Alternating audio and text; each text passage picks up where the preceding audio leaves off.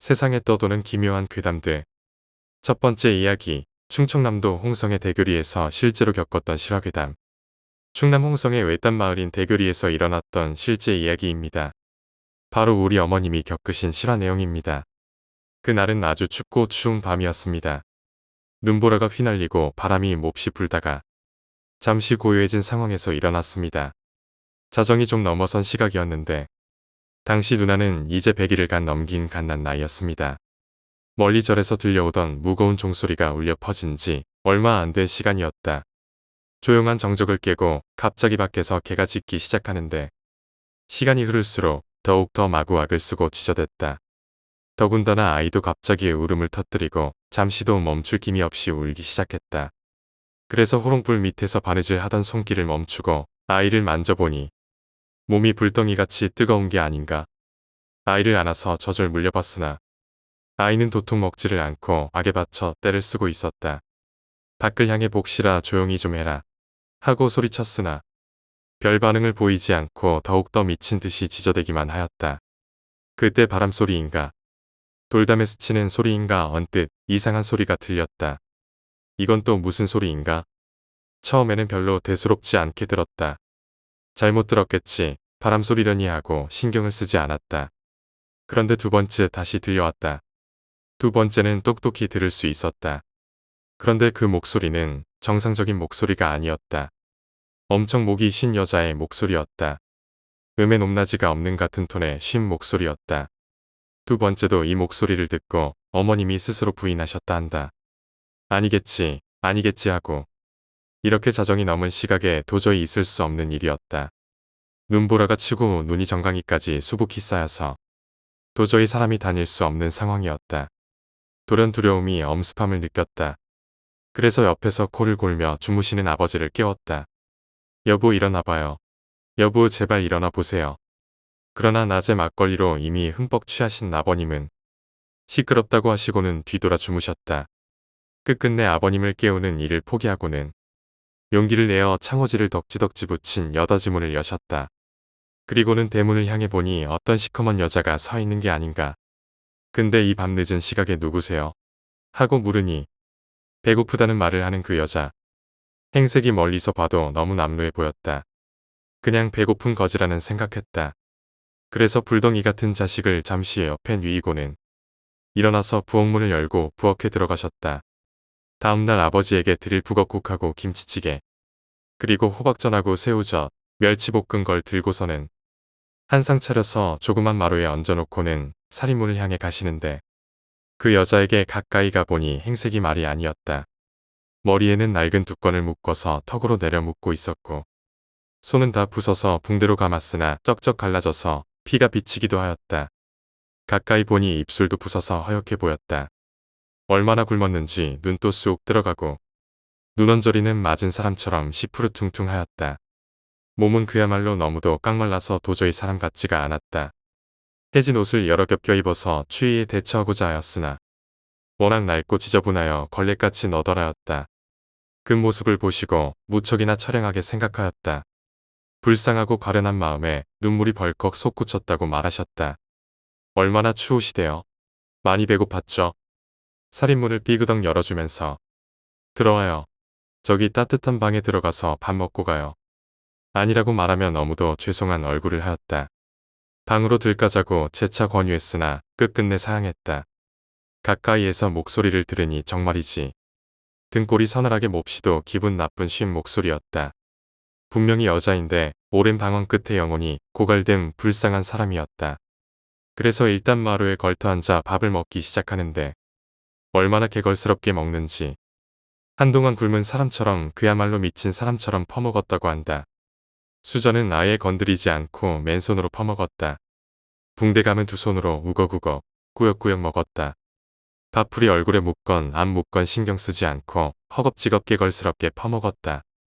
정말 얼마나 배고팠으면. 순식간에 상을 비우자 상에는 온통 밥풀과 반찬이 다 널브러져 있었다. 밥그릇은 한쪽에 댕그라니 뒹굴고 있었다. 그리고는 끄윽 하고 트름하며 일어났다. 그리고는 두 손을 들더니 큰절을 하였다. 그리고는 일어나더니 이 은혜는 잊지 않을게요. 그리고는 뒤돌아서 살인문으로 천천히 걸어가며 한두 발짝을 더 움직이는데 스르르 연기처럼 사라지는 게 아닌가. 그 순간 그 모습을 보시고 어머님은 등줄기에서 식은땀이 쫙 흐르는 전율을 느꼈다. 온몸에 쫙 힘이 빠지고 소름이 발끝에서부터 온몸으로 퍼지는 걸 느꼈다. 머리가 쭈삣쭈삣 서는 것을 느끼면서 그 자리에 털퍼덕 주저앉았다. 그건 아마 배고파서 얼어 죽은 귀신 같다고 느끼셨다. 겨우 정신을 추스리자 방금 전까지 거의 아우성이었던 게 짖는 소리도 아이의 자지러지는 울음소리도 아무것도 들리지 않았다. 세상 천지가 조용해졌다. 조용한 공원만이 흐르고 언제부터인지 다시 눈이 내리기 시작했다. 겨우 기력을 찾아서 일어나 상을 치우려는데 이게 또 웬일이란 말인가. 정신없이 어지러웠던 상황은 온데간데 없고 언제 그랬냐는 듯이 처음 상을 내온 상태 그대로였다. 전혀 흐트러짐 없이 상은 그대로 있었다. 상을 부엌으로 가져가서 슬며시 밥을 만져보니 아까 전에 있었던 밥의 윤기는 사라지고 푸스스하고 쏟아져 내렸다. 이미 밥의 끈기는 전혀 없었으며 굵은 모래알을 담아 놓은 것 같았다. 이미 누가 물기를 쫙 빼먹은 것처럼 끈기는 사라져 있었다. 다른 음식도 모두 윤기를 잃었다. 그래서 하는 수 없이 복실이에게 다 퍼주고는 방으로 부랴부랴 들어오니 아이는 언제 아팠냐는 듯 옹알이를 하면서 생글생글 웃고 있었다. 귀신이 떠남과 함께 아이는 정상적으로 돌아온 것이다. 이 이야기는 어머님이 자주 들려주시던 이야기로 누나백일 때 일어났던 실화이다. 무더운 한여름에 실감나게 말씀해주시는 어머님 덕에 남매들은 무서움에 벌벌 떨었다. 화장실도 제대로 못 간 기억이 있다. 참고 자다가 이불에 지도를 그린 적도 있다. 그로부터 많은 세월이 지나서 누나가 대학교 다닐 때 이상한 경험을 하게 된다. 대학교 시절 누나는 국민대 산악회에 가입해서 눈이 녹기 시작하던 초봄에 북한산 인수봉을 산악 등반하다가 그만 발을 헛디뎌서 밑으로 떨어지는 사고가 났다. 떨어지면서 중간에 무엇이라도 잡으려고 필사적으로 팔을 휘둘렀다. 가까스로 나뭇가지를 잡았다. 그 나뭇가지를 잡고 기다리다가 동료가 던져준 밧줄에 의지해서 겨우 내려왔다. 다행히 떨어진 높이에 비해서 크게 다치지 않는 경상을 입었다. 겨우 팔꿈치와 무릎만 조금 까졌다 했다. 모두들 너무 놀래서 내려와 보니 천만다행으로 조금밖에 안 다쳐 다들 한숨을 돌렸다. 그러면서 누나는 내게 이야기 한마디를 더 던졌다. 그때 떨어지기 바로 전에 귓가에 이상한 소리가 들렸었어. 바람이 스치는 소리 같았는데 조심해. 제발 그만 가. 하는 소리를 분명히 들었어. 그때 멈추지 않고 한 발만 갔어도 절벽 쪽으로 떨어졌을 거야. 이야기를 요약하자면 추운 겨울밤 굶주린 여자 귀신이 집을 찾아와 음식을 허겁지겁 먹은 뒤 사라진 사건입니다. 누나의 100일 무렵에 일어난 이 사건은 가족에게 큰 공포를 안겼고 후에 누나가 대학 시절 산악 등반 중 위험한 순간에 조심하라는 신비한 목소리를 듣고 큰 사고를 면한 경험도 함께 전해집니다. 두 번째 이야기, 무서운 아이. 대학교에 입학하고 처음 중간고사를 보기까지 일주일밖에 남지 않았던 때였습니다. 정신없이 놀던 저와 동기들은 잘 가지도 않던 도서관에 틀어박혀 전공책과 머리싸움을 시작했습니다. 중간고사 기간의 반이 끝나갈 무렵 한 여자가 눈에 들어오기 시작했습니다. 동기들과의 약속으로 도서관에 올 때는 꼭 삼열남실을 이용하기로 했었는데 그 여자도 삼열남실만 이용하는 것 같았습니다. 자주 봐서 그런지 아니면 눈에 콩깍지가 씌인 건지 공부하는 모습이 그렇게 예쁠 수가 없었습니다. 사실 강의실에서도 몇 번 봤었지만 그때는 그냥 별로 끌리지 않았었는데 한 번은 제가 미쳤는지 핸드폰에 내장된 카메라로 그녀의 옆모습을 찍어버렸습니다. 찰칵하는 소리가 얼마나 크던지 찍는 순간 정신이 돌아왔습니다. 하지만 찍어놓은 사진을 보니 후회는 없었습니다. 물론 핸드폰에 고이 저장해 놓았지요. 중간고사가 끝나고 오랜만에 고등학교 동창 친구들과 술자리를 갖게 되었습니다. 벼락치기 시험이라 걱정이 많았었는데 이번에 잘 치른 것 같아 좋은 기분으로 참석했습니다. 사실 한 여자아이 때문에 참석할까 말까 고민했었는데 말이지요. 그 친구는 무당집 딸입니다. 귀신을 본다는 소문도 있고 정말 그런지는 잘 모르겠지만 어떻게 됐든 그런 소문이 있으니 조금은 무서운 아이인데 그 아이가 저에게 고백했었던 적이 있었습니다. 물론 저는 거절했지만 그 일이 있은 이후로 모임이 있을 때마다 그 아이를 보기가 꺼려지더군요. 역시나 오늘도 그 아이가 왔습니다. 저보다 먼저 와서 친구들과 이야기하고 있었나 봅니다. 오랜만에 만난 친구들과 인사도 하고 1차와 2차를 거쳐 3차까지 가게 되었습니다. 마지막까지 남는 멤버는 역시나 항상 같습니다. 물론 그 중에는 저도 포함되었습니다. 그리고 그 무서운 아이도 말이죠. 거나하게 취한 탓에 도서관에서 자주 보던 여자에 대해 이야기하기 시작했습니다. 친구들의 관심이 모두 저에게로 쏠리고 남자놈들은 제일 먼저 이렇게 물어봤습니다. 예쁘냐? 술김에 저는 핸드폰에 저장되어 있는 사진을 자랑스럽게 보여줬습니다. 앞으로 친하게 지내서 여자친구로 만들 거라고 호언장담까지 해버렸습니다. 그런데 친구들 눈에는 별로 예쁘지 않은가 봅니다. 옆모습을 보여줘서 그런 거라고 생각하며 핸드폰을 다시 받으려 할 때였습니다. 너 얘랑 만나지 마라. 그 무서운 아이였습니다. 딱 잘라 말하는 것도 그렇고 술을 많이 마셔서 그랬는지 저도 모르게 화가 났었나 봅니다. 왜? 뭐가 어때서? 라고 하니 그 아이가 말했습니다. 그냥 얘랑 만나지 마. 얘 안 좋아. 그러니까 왜 그러냐고 그 아이에게 물으니 진짜 얘랑 만나지 말라니깐. 너 걱정돼서 그래. 정말 술을 많이 마셨나 봅니다. 큰 소리로 그 아이와 싸우다가 친구들이 말릴 정도까지 갔었습니다. 그 무서운 아이는 이유도 말하지 않고 한사코 사진 속 여자와 만나지 말라는 말만 했습니다. 아직도 저에게 미련이 남은 거라 치부하고 술만 계속 마셔버렸습니다. 어쩌면 귀신을 본다는 소문의 아이가 그렇게 말하니 무서워서 그랬는지도 모르겠습니다. 귀신은 무슨 예쁘기만 하구만.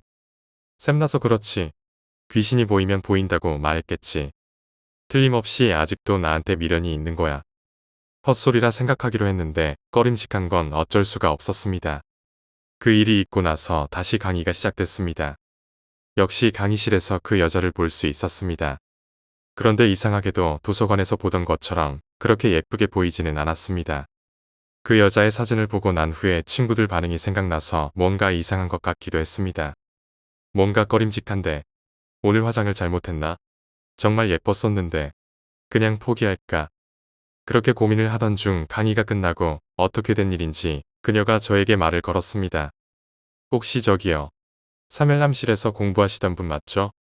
제가 그쪽에 관심이 있어서요. 전화번호 좀. 그녀가 먼저 전화번호를 물어보는 것이었습니다. 여자가 저에게 먼저 고백 비슷한 것을 했다는 생각에 충동적으로 핸드폰 번호를 넘겨주었습니다. 그렇게 그녀와 만나게 되었고 그녀의 고백에 우리는 사귀게 되었습니다. 그 무서운 아이의 충고와는 다르게 그녀는 한없이 착했고 마음씨도 고왔습니다. 도서관에서 봤을 때처럼 다시 예쁜 모습으로 돌아온 것은 행복함이란 기분에 이상하게 생각되지 않았습니다. 그녀와 사귀기로 한 지 3일째 되는 날이었습니다. 오늘은 다른 날보다 특별히 아름다워 보였습니다. 하얀 얼굴이 정말 제 마음을 설레게 만들었습니다. 지금 생각해보면 하얀 게 아니라 창백한 것 같았습니다. 그녀와의 사이는 3일 사이에 팔짱을 끼고 다닐 정도로 발전되었습니다. 학교로 가던 버스 안에서 행복한 기분으로 팔짱을 끼고 있었습니다. 오늘따라 기사 아저씨께서 운전을 난폭하게 하시는 것 같았습니다. 덕분에 저는 그녀와의 스킨십이 자연스럽게 되어서 좋았습니다. 그런데 기분을 깨는 일이 생겨버렸습니다. 그 무서운 아이에게서 전화가 온 것입니다. 그냥 무시하려고 했습니다만 그 아이는 무슨 생각인지 계속 전화하는 것이었습니다. 순간 짜증이 솟구치고 말았습니다. 여자친구가 되어버린 그녀에게 잠시 전화 좀 받겠노라고 하며 팔짱을 풀었습니다. 그 순간 마치 영화를 보는 듯 했습니다. 그녀와 제가 타고 있던 버스의 옆면을 버스의 두 배는 듬직한 엄청 큰 트럭이 들이받은 것이었습니다. 옆에서 웃는 얼굴로 이야기하던 여자친구는 그대로 창문을 뚫고 밖으로 튕겨져 나갔습니다. 저도 하마터면 날아갈 뻔했지만 전화 때문에 한쪽 팔이 자유로워진 탓에 가까스로 버텼습니다. 여자친구가 걱정된 저는 버스 밖으로 뛰쳐나갔지만 볼 수 있는 건 이미 숨이 끊긴 그녀였습니다. 아무것도 생각이 나지 않았습니다. 단 며칠이었지만 그녀의 남자친구였던 저는 그녀의 상을 도와주었습니다. 상이 끝난 밤 저는 그 무서운 아이를 불러내었습니다. 귀신을 본다는 소문대로라면 그 아이가 저에게 미련을 버리지 못하고 그녀에게 무슨 짓을 한 것일지도 몰랐습니다. 너 도대체 그 애한테 무슨 짓을 한 거야? 라고 묻자 뭐가? 갑자기 사람 불러놓고 뭐라는 거야? 라고 답했죠. 그래서 저는 말했습니다. 저번에 내가 핸드폰으로 사진 보여준 그 여자의 말이야. 걔한테 무슨 짓을 한 거냐고. 그러자 그 이상한 나이가 말했죠. 도대체 뭐라는 거야? 전화도 안 받더니 갑자기 왜 신경질이야? 그래서 저는 화가 난 상태로 말했습니다. 그 여자애, 내가 전화했을 때 사고 나서 죽었어. 저번에도 사진 보고 만나지 말라고 했지. 도대체 어떻게 된 건지 나한테 설명해줘야겠다. 그러자 이상한 아이는 말했죠. 그 여자가 죽었다고. 그럴 수가. 너는 어디 다치지 않았어?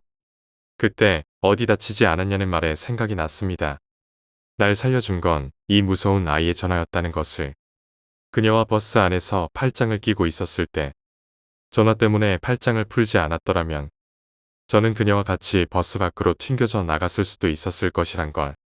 만약 그렇게 되었었다면 지금처럼 멀쩡하게 두 다리로 서 있을 수 있을지도 의문일 정도로 다쳤을 것입니다. 너 왜 그 애랑 만나지 말라고 한 거야? 뭔가 있지? 어서 말해. 무서운 아이는 뭔가 숨기고 있었습니다. 무언가를 고민하는 듯한 표정으로 한참을 있었습니다. 답답함에 뭐라고 하려면 그 아이가 결국 입을 열었습니다. 너 내가 귀신 본다는 소문 있는 거 알지? 그거 사실이야. 그때 조금은 무서웠습니다. 지금 생각해보면 그 아이의 고백은 큰 결정이었던 것 같습니다. 귀신을 보는 사람과 아무 감정 없이 지낼 수 있는 사람은 많지 않을 테니까요. 나 사실 귀신도 보고 사람 얼굴에서 가끔씩 뭔가를 읽어낼 때도 있어. 너가 그 여자 사진 보여줬을 때 곧 크게 다칠 거란 거 알고 있었어. 그래서 만나지 말라고 했던 거고. 죽을 거란까지는 몰랐어. 충격이었습니다. 그런 게 보인다니. 충격이 조금 가시고 큰 의문이 돌아왔습니다. 배신감 같은 게 들었는지도 모르겠습니다. 근데 왜 그때 말하지 않았니? 덜덜 떨려 말도 끝까지 나오지 않았습니다. 너 천기누설이라고 하니? 하늘이 정한 미리 예정된 일을 입 밖으로 내뱉은 사람은 알 수 없는 병에 걸려 시름시름 앓다가 결국에는 고통스럽게 죽게 되어 있어. 예언을 많이 할수록 고통스럽게 죽게 돼. 사실 난 그때 너가 걱정되어서 전화로 귀뜸이라도 해주려고 했었단 말이야. 지금은 이미 지난 일이 되어버려서 이렇게 편하게 말하는 것이지만 어쨌든 그래서 그때 왜 만나지 말라고 한 건지 이야기 안 해준 거야. 정신이 멍해졌습니다. 어떻게 그럴 수가 있는지. 갑자기 그날 그녀의 얼굴이 창백할 정도로 하얗던 게 생각났습니다. 그리고 옛날 무서운 아이가 해준 이야기도 생각났습니다. 어디선가 들었는데 곧 죽을 사람은 저승길로 같이 떠날 사람을 찾게 된대. 그런 사람은 어느 날 얼굴이 창백해진대. 혹시 모르니까 너도 그런 사람 만나면 조심해. 전화까지 해줄 정도로 나를 걱정해주는 것은 고맙지만 미안하게도 내 앞에 서 있는 아이가 더욱 무서워졌습니다. 세 번째 이야기, 진화. 가장 힘든 순간. 힘들다 못해 고통스러운 순간. 고통스럽다 못해 절망스러운 순간. 절망스럽다 못해 분노하는 순간. 인간은 인간이 아닌 요괴로 진화하게 된다. 요괴는 감정이 파괴된 인간. 인간의 잠재 능력을 극한으로 끌어내는 상태이지만 한 가지 감정밖에는 가지지 못한다. 한 가지 감정이란 쾌락. 쾌락은 인간을 찢게 만들고 그로 인해 오르가즘을 느끼게 하며 그 행동을 반복시킨다. 그리고 요괴가 인간으로 돌아갈 수 있는 방법은 없다. 한 일본의 미친 과학자가 내세운 가설 중 한 섬의 전설 중에는 바다요괴 신에 대한 이야기가 있다. 전설에 따르면 50년에 한 번씩 예쁜 처녀 하나를 골라 제물을 바쳐야 한다. 그렇지 않으면 바다요괴 신이 섬을 가라앉게 만들기 때문이다. 축제가 한창인 섬의 절벽을 때리는 파도 소리가 간간히 들려오던 밤이었다. 사람들의 시선은 밝은 횃불 쪽으로 향해 있었다. 링을 연상시키는 사각형의 모서리에는 횃불이, 그 안에는 소녀가 앉아 있었다. 소녀의 마음은 충분히 들떠 있었다. 소녀는 마을 사람들에게 대륙에서 불리는 왕의 비등한 대우를 받고 있었다. 소녀를 향해 짖는 개는 마을 사람들에 의해 모조리 죽었다. 소녀가 한 사람의 집 앞에서 넘어졌다. 집주인은 마을 사람들에게 죽었다. 소녀는 자신이 이 섬의 신이라고 생각했다. 하지만 그것은 분명히 잘못된 사실이었다. 소녀는 축제의 주인공이었다. 황색 천을 두르고 소녀는 유연하게 손을 뻗었다. 한 동작 한 동작이 우아한 백조를 떠올렸다. 사람들의 환호성 속의 축제는 화려한 소녀의 춤으로 열기가 달아올랐다. 사람들은 소녀의 춤을 보며 반복적으로 키요미를 외쳤다. 소녀의 이름이었다. 소녀는 자신이 신이라도 된 듯 두 팔을 높이 들었다. 사람들의 환호성도 솟아올랐다. 축제가 끝나고 키요미는 할머니의 품으로 달려들었다. 할머니, 제가 해냈어요. 하지만 할머니의 표정이 그리 밝진 않았다. 단지 쓴 미소로 소녀를 지그시 바라볼 뿐이었다. 할머니를 따라 소녀는 절벽으로 갔다. 절벽 끝에는 나무로 못을 박아 만든 십자가와 근육질의 청년들이 기다리고 있었다. 소녀는 아무것도 모르고 십자가에 결박당했다. 손목을 밧줄과 철사줄로 단단히 묶었다. 십자가에 매달린 예수처럼 소녀도 두 팔을 뻗은 채 눈을 멀뚱멀뚱히 떴다. 이봐요. 난 신이라고요. 좀 살살 다룰 순 없나요? 확 그냥 죽여버릴까 보다. 평소에 이런 협박에 많은 사람들이 무서워했지만 이 청년들에게는 통하지 않았다. 아직도 모르는 것 같구나. 아무 말이 없던 할머니가 갑자기 혀를 끌끌 차며 말했다. 소녀는 아직도 모르겠다는 듯 고개를 갸우뚱거렸다. 넌 이 섬의 재물이다. 바다의 괴신님이 너를 잡아먹으실 거야. 이 섬을 살려주는 대신에 건 조건이지. 뭐라고요? 소녀는 잠시 정신이 멍해지는 것을 느꼈다. 말도 안 돼 나한테 장난치지 마요. 난 키요미라고요. 신이란 말이야. 할머니는 느긋하게 말했다. 키요미란 요괴에게 바치는 아이라는 뜻이란다. 매섭게 불던 바람이 갑자기 멈추었다.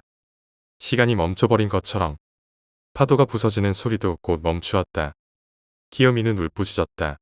바람이 다시 거세지기 시작했다. 눈시울이 붉어졌다. 파도가 일어나기 시작했다. 청년 중 하나가 낫을 높이 치켜 올렸다. 그리고 키요미를 향해 내려찍었다. 할머니는 눈을 질끈 감았다. 순간 누군가의 비명소리가 섬을 울렸다. 할머니가 눈을 떴다. 하지만 그녀가 본 것은 키요미의 시체가 아닌 낫을 든 청년의 찢어진 몸뚱아리였다. 할머니는 정신이 번쩍 들었다. 자정이 되기 전까지 재물을 바치지 않으면 바다의 귀신이 섬을 가라앉게 만들 것이라는 생각이 들었기 때문이다. 그녀는 남은 청년들에게 키요미를 찾아 죽이라고 명령했다. 그리고 마을 사람들에게 비상발령을 내리게 했다. 할머니의 눈동자가 미세하게 떨리고 있는 것을 아무도 알지 못했다. 키요미는 절벽 아래로 뛰어내렸음에도 살아있다는 사실이 놀라웠다. 더 놀라운 것은 몸이 전혀 상하지 않았다는 것. 오히려 기분이 홀가분해졌다. 청년을 물어뜯었다는 생각은 안중에도 없었다. 그녀는 자신이 강력해졌다고 생각했다. 그래, 내가 바다의 귀신을 죽인다면 마을 사람들이 나를 진짜 신으로 추앙하겠지. 내가 바다의 귀신을 죽이겠어. 그러고는 급히 사당으로 향했다. 그녀는 자신의 눈이 빨갛게 달아올랐다는 사실을 알지 못했다. 그녀는 자신의 송곳니가 길게 턱까지 내려왔고 온몸이 강철보다 딱딱해졌다는 사실을 알지 못했다. 그녀는 자신의 머리 위에 커다란 뿔이 생겼다는 사실을 알지 못했다. 그녀는 자신이 이미 요괴로 변해버렸다는 사실을 알지 못했다. 또다시 섬은 고요 속으로 사라졌다. 키요미는 사당 앞에 도착했다. 그녀는 사당 앞에 서 있는 친구 미영을 보았다. 그리곤 도움을 요청했다. 미영아, 나 좀 도와줘. 할머니가 사람들이 나를 죽이려고 해. 하지만 그녀를 본 미영은 비명을 질렀다. 키요미는 미영이 착각을 하고 있다고 생각했다. 그녀에게 다가가려 하자 미영은 기겁했다. 낡은 칼과 활을 든 마을 사람들이 어느새 그녀의 앞으로 몰려들었다. 하지만 아무도 그녀가 키요미라는 사실을 인정하지 못했다.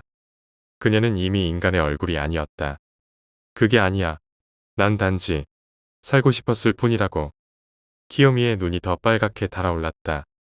사람들은 그런 그녀의 모습을 보고 뒷걸음질 쳤다. 그녀의 말이 단순한 요괴의 울부짖음으로 들렸기 때문이리라. 시간이 자정을 향해 치닫을 무렵 한 사람이 키요미를 향해 화살을 쏘았다. 날카로운 독침이 그녀의 가슴팍을 향해 매섭게 다가왔다. 하지만 허무하게도 화살은 바위에 달걀을 던진 것처럼 부러지고 말았다. 키요미는 소리를 질렀다. 그리고 정신없이 팔을 휘두르기 시작했다.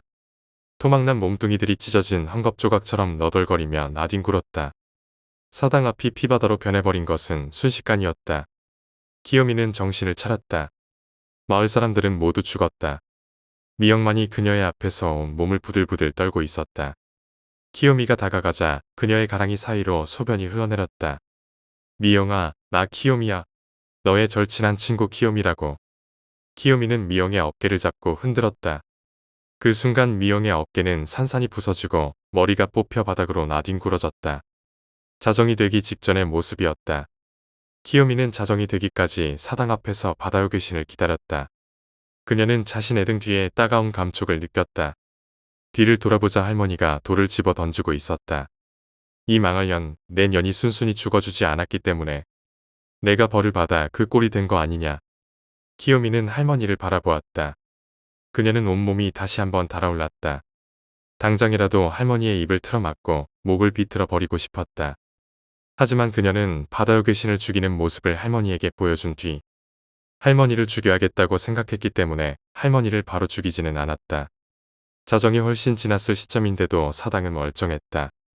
바다의 귀신은 커녕 섬은 고요할 뿐이었다. 그녀는 살며시 뒤를 돌아보았다. 할머니는 아직까지도 씩씩거리며 돌을 집어 던지고 있었다. 그녀는 낌새가 이상하다는 것을 눈치챘다. 그리고 서둘러 사당의 문을 부셨다. 하지만 사당 안에는 바다의 귀신의 그림만이 한 채 그려져 있을 뿐 아무것도 없었다. 그녀는 뒤를 돌아보았다. 그렇군요. 처음부터 바다의 귀신이란 없었군요. 단지 사람들이 만들어낸 미신이었군요. 할머니가 말했다. 그럴 리가 없어. 바다의 귀신님은 살아있다고. 내 이 두 눈으로 똑똑히 봤어. 마을 사람들도 바다의 귀신님을 보았다고. 살아있어. 할머니는 정신없이 소리를 지르다가 충격을 받은 듯 쓰러졌다. 키요미는 멍한 눈으로 허공을 쳐다보았다. 이 얼마나 바보 같은 짓인가. 나약한 인간의 두려움이 만든 가상의 피조물이 결국은 사람들에게 재앙을 가져다 줄 줄은. 네 번째 이야기, 군대 탄약고. 제가 군 복무하던 시절 일어났던 탄약고 사건입니다. 새벽 2시 반쯤에 탄약고 초소의 초병 두 사람이 각기 한 발씩 공포탄을 발포해서 부대가 뒤집어졌던 사건이었죠.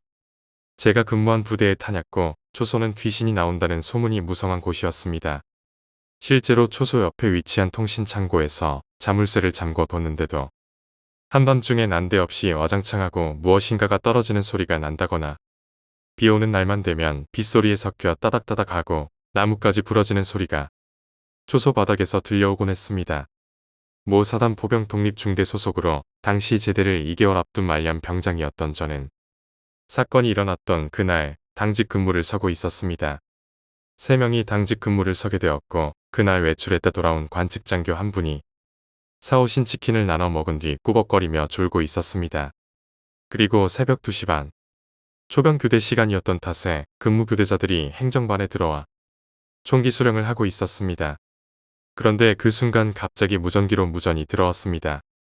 대단히 다급한 목소리에 잠이 확 깬 저는 곧바로 무슨 일이냐고 무전에 답했습니다. 그러나 여전히 다급한 목소리로 괴한 2명이 초소 아래에서 초소 바닥을 마구 두드리고 있다는 대답이 돌아왔습니다. 상황이 심각하다는 것을 알아차린 당직사관은 곧바로 부대 비상 사이렌을 울렸고 거수자 상황을 전파하던 도중 갑자기 초소 쪽에서 몇 초 간격으로 2발의 총성과 고함 소리가 들려왔습니다. 그 후 전 부대에 비상이 걸려서 자다 깬 중대원 수십 명이 진압봉을 들고 초소로 뛰어 올라갔습니다. 하지만 초소에는 사방에 총을 겨누고 정신을 못 차리는 초병 2명만이 보일 뿐이었습니다. 상황 파악을 위해 초소 주위를 수색하는 한편 초병들에게 사정을 물었지만 둘 다 정신을 놓아서 제대로 된 대답을 하지 못했습니다. 겨우 조금 진정이 된 뒤 그들에게 들은 이야기는 놀랄만한 것이었습니다. 근무 교대 10분을 앞두고 철수할 기대에 정신이 말짱한 상태였는데 어느 순간 초소 앞 도로 멀리서 사람 하나가 천천히 걸어오는 것이 보였다는 것이었습니다. 순찰자라고 짐작한 초병들은 초소 창문을 열고 암구호를 외칠 준비를 하고 있었습니다. 그런데 도로 중간쯤에서 그 사람이 갑자기 매우 빠른 속도로 뛰어오기 시작하더라는 겁니다. 어느 정도 형체를 식별할 수 있는 거리에 이르자 그 사람의 모습이 보였습니다. 그것은 너덜너덜한 거적대기를 걸친 시커먼 사람이었습니다. 게다가 손에는 둔기로 보이는 짧은 막대마저 들고 있었다고 합니다. 뭔가 이상하다고 느낀 초병들은 행정반에 즉시 무전을 날렸다고 합니다. 그 뒤 초소 바로 앞까지 달려온 괴한은 암구어를 무시하더니 갑자기 둘로 나뉘어서 초소 좌우측 아래로 뛰어들어 오더랍니다. 그 순간 사람이 아니라는 것을 직감한 초병들은 총을 고쳐 잡고 확인을 위해 초소 밖으로 나가려고 했다고 합니다. 그러자 괴한이 초소 바닥을 사방에서 마구 두드렸고 고함에 가까운 암구어를 외쳐도 어떠한 응답조차 하지 않은 채 오직 바닥만 두드리고 있었다는 것입니다. 그리고 위협을 하기 위해 사수가 한 발, 부사수가 한 발씩 공포탄을 발사하고 나서야 두드림이 멈췄고 곧이어 중대원들이 달려왔다는 것이었습니다. 그 사건으로 인해 전 중대원이 한밤중에 온 부대를 샅샅이 수색하게 되었습니다. 하지만 2시간여에 걸친 수색에도 불구하고 그 어떤 이상도 발견할 수 없었습니다. 날이 밝은 뒤 대대장까지 찾아와 보다 자세히 수색을 했지만 초소 바닥에서 약간의 긁힌 자국이 발견된 것 이외에는 어떠한 이상도 찾을 수가 없었습니다. 어쨌거나 공포탄 2발이 격발된 것은 사실이었기에 그 사건은 멧돼지에 의한 오발 사건으로 종결되었습니다. 그 후 부대의 철조망을 보수하고 멧돼지에 대한 대응 방법을 교육받는 것으로 그 사건은 마무리되었습니다. 하지만 그때 그 초병들은 그것은 분명 멧돼지가 아니라 사람이었다고 말했습니다. 해당 초병들은 그 후 탄약고 초소 근무를 한사코 거부하여 끝내 탄약고 초병에서 제외되었습니다. 과연 그때 그것의 정체는 무엇이었을까요? 아직까지도 그것이 진짜 멧돼지였는지는 의문이 남습니다. 5번째 이야기, 학원 계단에서 봤던 귀신은 나에게 절망을 주었다. 3년 전 일이다. 나는 그때 재수학원에 다녔다. 학원은 저녁 6시부터 밤 11시까지 수업이 있었다. 매 1시간마다 10분씩 쉬는 시간이 있었다.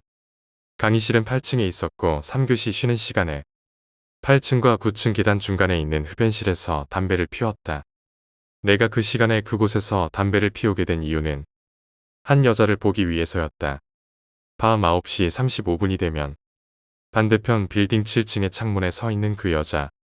내가 있던 휴게실이 8층이라 내려다 보았던 그 여자는 안쪽 빛으로 인해 얼굴 윤곽은 잘 안 보이지만 항상 위층을 바라보고 있는 것이 느껴졌다. 그렇게 3분 정도 그 자리에 서 있다가 빛 속으로 사라졌다. 그것을 보고 나면 난 왠지 맥이 빠져서 담배를 끄고 강의실로 들어가곤 했다. 그 7층 창문에는 학원 간판이 있었기에 같은 학생이라는 생각이 들었다. 그날도 어김없이 담배를 피우며 기다렸다. 9시 35분 정도가 되어 여자가 나와 바로 위층인 8층을 뚫어져라 쳐다보고 있었다. 그 건물에 8층엔 PC방만 하나 있을 뿐이었다. 어째서 위를 쳐다볼까? 8층에 뭐가 있나? 그런 생각을 몇 분 하고 있으면 어김없이 그 여자는 뒤돌아서 들어가고 나도 담배 불을 끄고 강의실로 향한다. 밤 11시에 강의가 끝나고 나는 화장실로 향했다. 화장실엔 원장 선생님이 용변을 보고 계셨다. 문득 궁금해져서 물어보았다. 선생님, 앞에 건물 7층의 학원도 재수학원이에요? 응 맞아. 근데 그 학원 1년 전에 불 나서 망했어.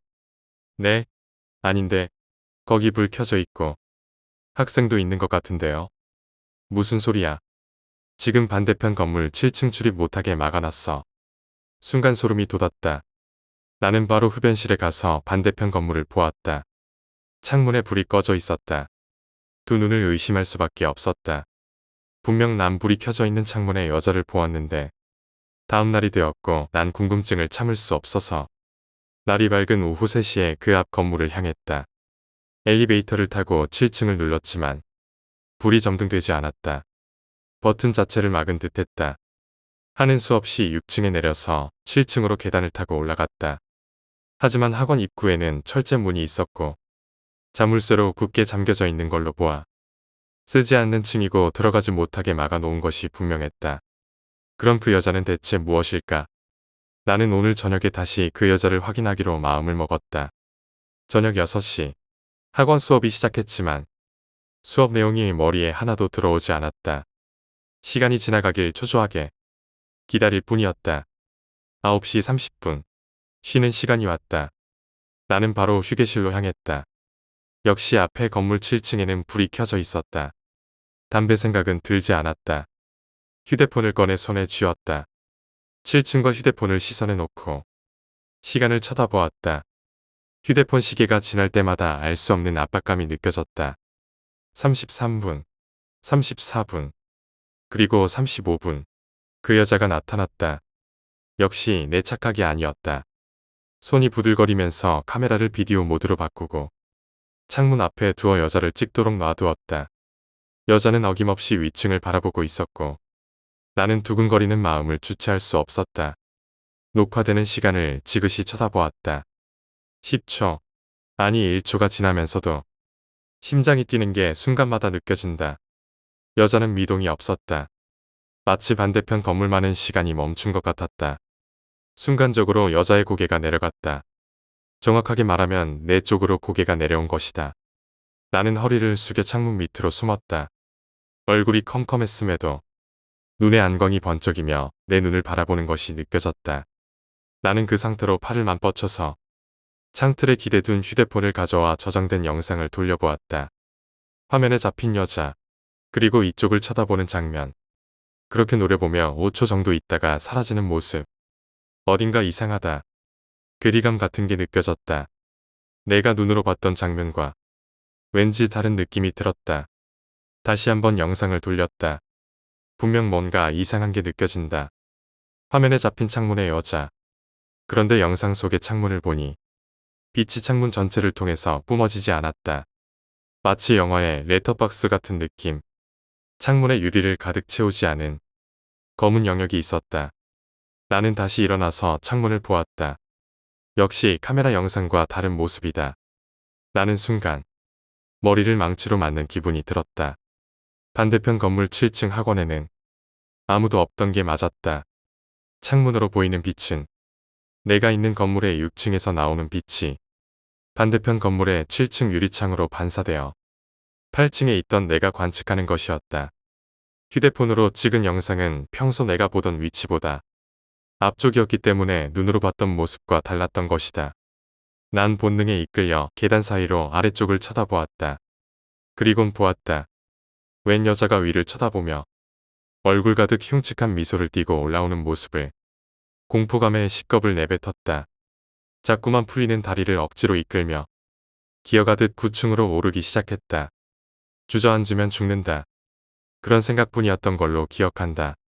9층 문 사이로 새어나오는 얕은 빛이 한 가닥의 생명처럼 느껴졌었다. 겨우 9층 문을 열고 사람이 다니는 강의실로 들어섰다. 그렇게 다리를 질질 끌던 나는 정신을 잃었다. 다시 눈을 떴을 땐 병원이었다. 부모님이 옆에 계셨다. 말을 들어보니 강의실로 들어와서 고개를 숙이곤 그대로 정신을 잃었고 병원으로 실려왔다고 한다. 나는 그 학원을 바로 그만두었고 그 뒤로 학원에 얼씬도 하지 않았다. 휴대폰도 기분이 나빠서 바꿔버렸다. 나는 지금도 건물 창문에서 다른 창문을 바라보지 못한다. 6번째 이야기, 강아지들의 눈에는 그것이 보였다.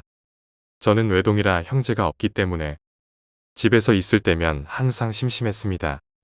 가끔씩 인터넷 서핑을 하다 보면 강아지를 볼 수 있었는데 이런 강아지들이 얼마나 귀여운지 한두 마리 정도 있으면 집에서도 심심하지 않겠다는 생각을 하며 애완동물을 키우고 싶은 마음이 절실했습니다. 그래서 근처 동물병원이나 펫샵도 알아보고 한결과 동네 교회의 목사님네 시추가 새끼를 3마리나 낳아서 이웃에게 분양하실 생각이셨습니다. 저는 당연히 좋은 기회라고 생각하여 2마리를 얻어냈습니다. 그리고 2달쯤 뒤에 가 뒷발이 나고 가끔씩 귀엽게 짖기 시작할 때였던 것이다.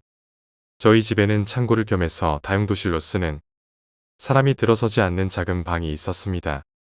그런데 가끔씩 우리 강아지가 지나다니다가 그쪽을 정면으로 보더니 흠칫거리며 놀라고는 소파 밑으로 들어가서 덜덜 떨는 것이었습니다.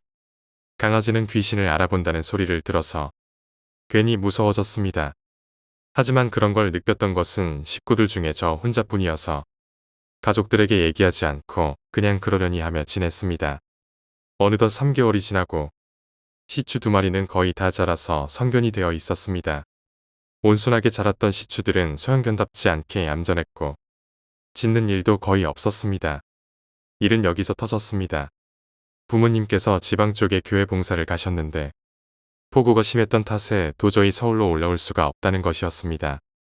어쩔 수 없이 저는 시추 2마리와 함께 밤을 보내야 했습니다. 여느 때처럼 컴퓨터를 하다가 자정이 가까워질 즈음 오늘 같은 날은 방이 아닌 소파에서 자보겠다고 생각했습니다. 세수를 하고 나온 후 소파에 앉아서 리모컨을 손에 쥐고 TV를 켜는 순간이었습니다. 소파 옆에 앉아서 뒤통수를 보여주던 시추 2마리가 갑자기 창고 구석을 쳐다보며 미친 듯이 짖기 시작하는 것이었습니다. 동네 강아지들이 시비를 걸어도 겁이 많아서 먼저 꼬리를 내리던 녀석들이 말입니다. TV를 켜려고 했던 손은 굳어버렸고 온몸엔 소름으로 닭살이 돋아났습니다. 강아지들이 짖는 소리가 점점 귓가를 넘어 머릿속에 울릴 즈음 미친 듯이 짖어대는 강아지가 점점 다른 곳을 쳐다보며 짖고 있었습니다. 짖고 있는 강아지의 뒤통수를 보며 저의 시선 또한 강아지의 시선을 따라가고 있었습니다.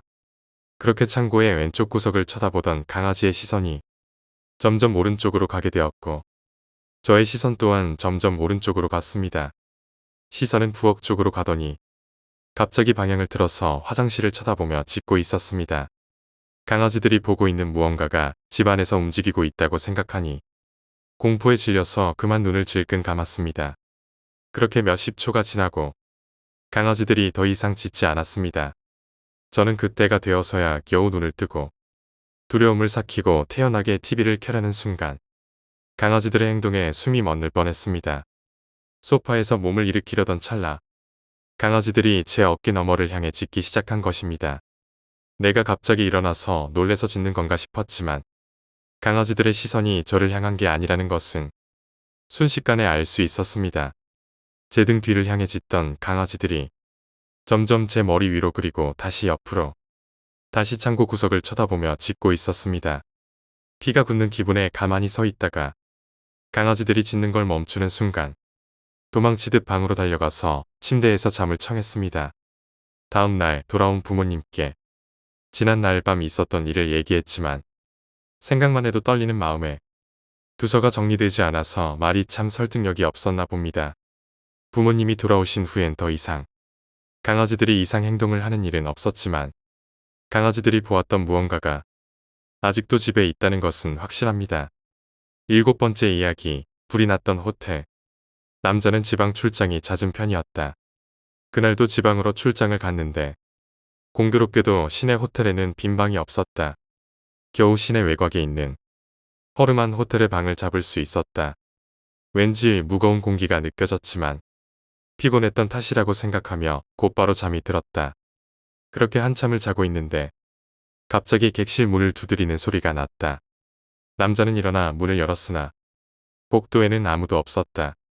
잘못 들었나 보다 생각하고 다시 잠을 청했다. 그리고 다시 쿵쿵하며 문을 두드리는 소리가 났다.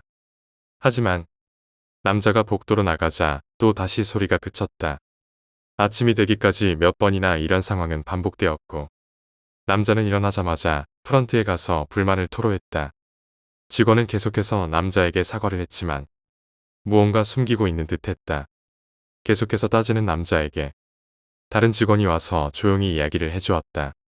사실 몇 년 전에 호텔에서 화재가 있었다.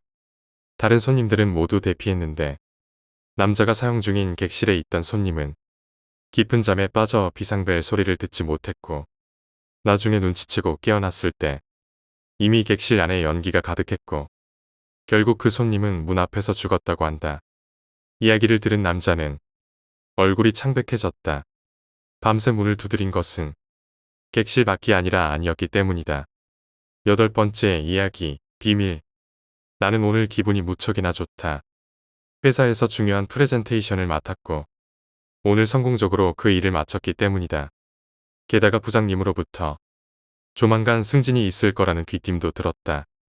기분이 날아갈 듯 기쁘다. 프레젠테이션이 끝나고 회식 자리. 모두 나를 축하해주고 다들 기분이 좋아 보인다. 나는 뿌듯해하며 주위 사람들의 술 권유를 뿌리치지 않고 모두 다 받아냈다. 사실 아까 프레젠테이션이 끝나고 나서부터 머리가 조금 띵하며 아프다. 무엇인가 내 머리를 찌르는 듯한 느낌. 하지만 나는 내색하지 않았다. 오늘만큼은 기분이 정말 좋기 때문이다.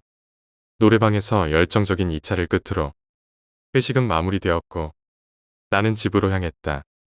승진을 하게 되면 적은 월급 때문에 그동안 만나지 못했던 친구들도 만날 수 있고 엄마, 우리 엄마한테도 당당히 자랑하며 용돈도 쥐어드릴 수 있게 된다. 집에 도착했다. 오자마자 전화기를 충전시켜 놓고 샤워를 하기 위해 옷을 벗고 있었다. 바지를 벗으려 일어서는 순간 눈앞이 흐려지고 다리에 힘이 풀리는 동시에 나는 쓰러졌다. 평소 빈혈이 심했고 요즘은 프레젠테이션 준비와 여러 스트레스로 인해 고생을 했는지 고열에 몸살까지 겹쳐 쓰러졌다. 평소 건강 관리 좀 제대로 할 걸. 하지만 이미 늦었다. 게다가 쓰러지며 머리가 탁자 모서리에 박아 머리에서 피가 흐르는 것 같다. 손발에 감각이 없다. 숨도 제대로 쉴 수가 없다. 코에선 피가 흐르고 입에선 침이 계속 흐른다. 119에 연락하려 해도 전화기는 저기 멀리 충전 중이다. 소리조차 지를 수 없다. 아니다. 이렇게 내가 연락이 안 되면 누군가는 연락이 안 되는 날 걱정하며 신고를 하겠지. 아니다. 그건 또 아니다. 내일부터 주말. 회사에 나가지 않으니 회사 사람들은 당연히 나의 연락을 기다리지 않겠지. 친구들, 내 친구들은 원체 내가 먼저 연락하지 않는 성격이니 연락이 안 되더라도 이상하게 생각하지 않겠지. 평소 연락 좀 할 걸. 이대로 죽는구나. 이제 겨우 꽃을 피우려는 내 인생. 이렇게 끝나는구나. 나는 눈물을 흘리며 조용히 눈을 감았다. 시간이 얼마나 지난 걸까. 밝은 빛 한 줄기에 나는 눈을 떴다. 병실. 나는 병실에 누워 있었다. 몇 분 후 간호사가 들어왔고 나는 어떻게 된 일인지 물었다. 극심한 스트레스와 과도한 피로로 인해 쓰러졌으며 정수리 쪽이 찢어져서 과다출혈로 하마터면 일이 커질 뻔했다고. 수술은 잘 마쳤고 여기서 휴식을 취하며 며칠간 간호를 받으면 곧 회복이 될 거라고 했다. 그리고는 이웃의 신고로 입원할 수 있었다며 천만다행이라는 말도 건네주셨다. 정말 고마운 사람. 퇴원을 하면 그 사람에게 고마움을 전해야겠다는 다짐과 함께 다시 눈을 감고 잠을 청했다. 나는 퇴원을 했고 이제 일상으로 돌아왔다. 신고를 해준 이웃을 찾아가서 감사 인사를 하려고 했지만 그에 대한 정보는 어디에서도 찾을 수 없었다. 익명의 신고. 정말 정의로운 사람이라 생각하며 마음속으로 감사함을 전했다. 며칠 후 경찰에서 연락이 왔다. 그때 내가 쓰러진 그날 신고를 해준 이웃이 뭔가 이상하다고 느낀 경찰들은 그를 경찰서로 불러 조사를 해보니 아무래도 여태 나의 모습을 훔쳐본 것 같아서 그의 집을 수사해봤다고 했다. 아니나 다를까 그의 방 창문에선 나의 집 앞모습이 내 베란다 창문을 통해 고스란히 다 드러나 있었고 그의 컴퓨터엔 내가 속옷만 입고 있는 사진이 내가 집에서 다이어트 한다며 아이돌 가수의 춤을 따라 추는 모습이 담긴 비디오 등이 여러 자료들도 발견되었다고 경찰의 말을 들었다. 내가 쓰러진 그날도 그랬던 것이다. 내가 집에 들어와서 불을 켜자마자 바로 방 창문에 달려들어 몰래 숨죽이며 나의 모습을 훔쳐보고 있었던 것이다. 그러다 내가 쓰러지자 몇 분 동안의 고민 후 신고를 하게 되었다고 자백했다. 그를 나름 나의 제2의 인생을 살게 해준 생명의 은인이라 생각하며 그에 대한 고마운 마음을 떠올리며 살았는데 이게 무슨 날벼락인가. 그래도 아마 그 사람이 아니었다면 지금쯤 나는 이 세상 사람이 아니었을 수도 있다. 머릿속이 복잡하다.